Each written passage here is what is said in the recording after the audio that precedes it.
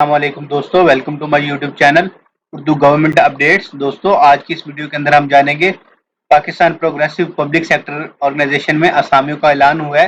तो इस वीडियो के अंदर हम डिस्कस करेंगे कि इन असामियों में अप्लाई करने का तरीकाकार क्या है और बाकी सारी मुकम्मल डिटेल्स और मालूमात इस वीडियो में शामिल है। तो दोस्तों, आपसे रिक्वेस्ट है कि वीडियो को मुकम्मल वॉच किया करें, वीडियो को फॉरवर्ड ना किया करें, क्योंकि आपको काफ़ी चीज़ें मिस हो जाती हैं और बाद में मसला बनता है।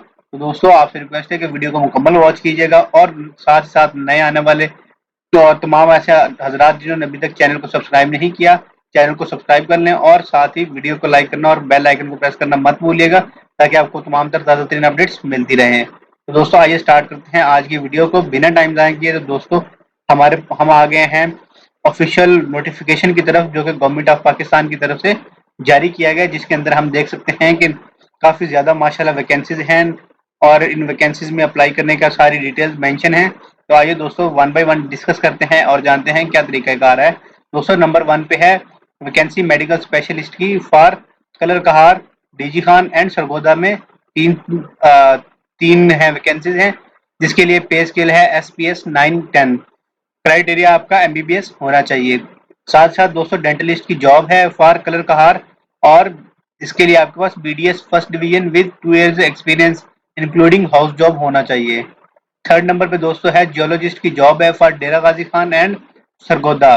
2 वैकेंसीज हैं, SPS 9/10 इसका स्केल है, MBBS first division with FCPS and experience of SPS 9 होना चाहिए। उसके बाद दोस्तों है फोर्थ नंबर पे सर्जिकल स्पेशलिस्ट की जॉब है फॉर डेरा गाजी खान और असामी एक है, SPS 9/10 MBBS फर्स्ट डिवीजन होनी चाहिए, या फिर आपका MBBS first division with FCPS and 7 year experience after post graduation होना चाहिए। 5 नंबर पे है एनेस्थीसिस्ट की जॉब है डेरा गाजी खान के लिए, MBBS first division with FCPS होना चाहिए and 7 year experience after post graduation होना चाहिए। दोस्तों, उसके बाद है 6 नंबर पे जूनियर अकाउंटेंट की जॉब है, जिसका स्केल है 3 और असामियों की तादाद एक है। FA या FSC ICOM DCOM होनी चाहिए विद 6 month ऑफिस ऑटोमेशन एक कोर्स के और NCO CI के। दोस्तों, 7वें नंबर पे IT टेक की जॉब है, जिसकी सीटें हैं एक। सरगोदा के लिए जॉब है, FSC फर्स्ट डिवीजन होनी चाहिए या फिर मैट्रिक होनी चाहिए विद 2 years रेलिवेंट एक्सपीरियंस। और दोस्तों, 8 नंबर पे जनरल अटेंडेंट की जॉब है, जिसके लिए मैट्रिक फर्स्ट डिवीजन होनी चाहिए एंड स्विमिंग आप जानता हो। उसके बाद दोस्तों, कुक मेस की जॉब है फॉर रावलपिंडी, मिडिल 6 साल एक्सपीरियंस के साथ होना चाहिए। दोस्तों, आपने अपनी CV अप्लाई करने की आखिरी तारीख जो है वो 22 अप्रैल है, 22 अप्रैल 2022 है।